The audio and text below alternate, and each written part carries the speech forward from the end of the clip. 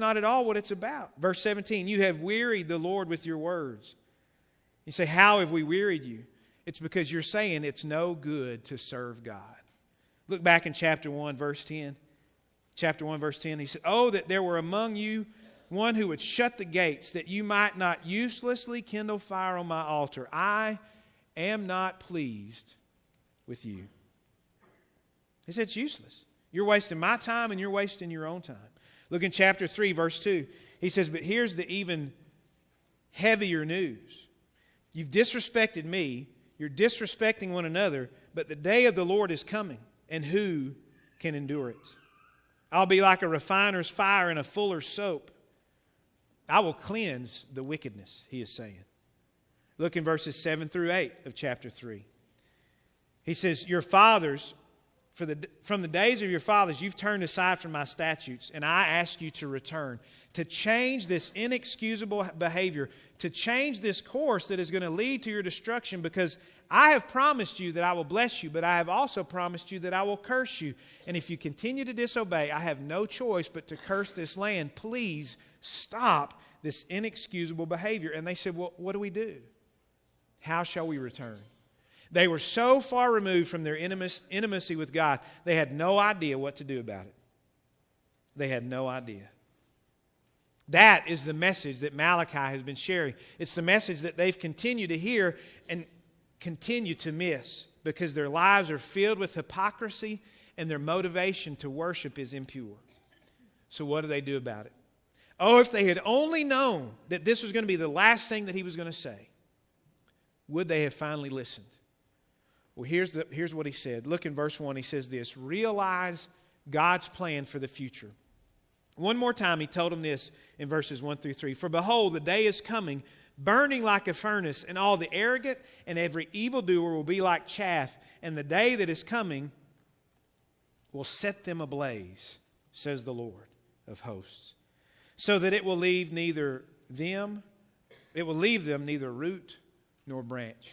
He says this, that separation awaits those who disobey.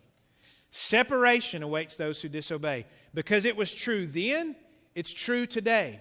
In 430 BC, God said, if you do not follow me, if you are not in relationship with me, then there will come this day and it will burn like fire and you will burn up and you will be completely and forever separated from me. What does that mean today? It means this. God is still a God who loves all people and a God who still hates sin.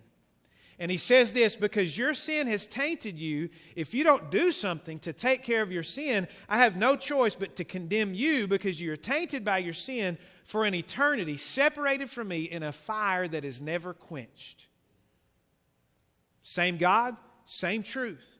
Separation awaits those who disobey. He said that it is this fire that is continually burning and burns so hot that neither root nor branch is left. It is this all-consuming fire. And he says, I want you to know that this is the truth. If you're not in relationship with me, your destiny is destruction. He said, you got to look at the future and you've got to know that this is what awaits those who disobey. But you can also know this. Salvation awaits those who endure. Look in verse 2. But for you who fear my name, the Son of Righteousness will rise with healing in its wings. And you'll go forth and skip about like calves from the stall. Verse 3, you'll tread down the wicked, for they will be like ashes under the soles of your feet on the day which I am preparing, says the Lord. He says, there is this fire that is coming that will burn up those who disobey, but there is also this sun, this righteousness that is coming that will bring healing and restoration to those who endure. I had to run to Mount Pleasant earlier in the week, and as I was coming back home, coming south on 37 into town, large pasture on my right side. Horses out in that pasture. It had been a very crisp morning, so these horses had the big horse blankets on their bodies. But the sun had come out and was gloriously shining. And as I was driving in, I looked, and when I had left town, those horses were all standing and eating. But several of those horses were laying on that hillside, completely prone, soaking up the sun. It had been cold for days and days, but here they were. The sun was warming the earth was warming their bodies. It was soaking into those blankets. And God says, after this long winter, after this time when you've been disappointed, but you recognize that your disappointment is because of sin and not because of me, and you return to me and you trust me, he says, I promise, there will be this sun that will bring healing and restoration, and you will soak it up, and it will be the goodness that you have waited for. But you have to trust me. You have to endure. It is not about you, it is about me. And he says, you have to know that I will bring this healing that will bring about all that you have wanted. God wins and evil loses. And we have to live in that truth. There's a story on KLTV this week. There's a couple that live somewhere around Tyler that have a farm for abused horses, a rescue farm.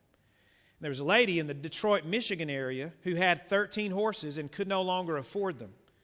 And so they had put all those horses into trailers and driven them from Detroit, Michigan to East Texas. That's quite a road trip for us humans. So can you imagine the horses in trailers, all that distance from Detroit to East Texas? And these horses, as they got out, probably were wondering, where are we? Why do people talk funny here? But wow, look at all that space. And the owner, the husband, they were interviewing him, and he said they got out, and you could tell they were a little skittish and a bit scared, but they just began to jump and buck and run because they had found freedom once again. God says, I want to do that in your life, but you got to trust me. You've got to recognize the destruction of all this sin and this selfishness and short-sightedness, and you've got to stop worshiping yourself and return to me, because salvation is waiting for those of you who do. That's the plan for the future, he says. You have to know it, because it will then affect the way you live in the present. That's what he says in verse 4.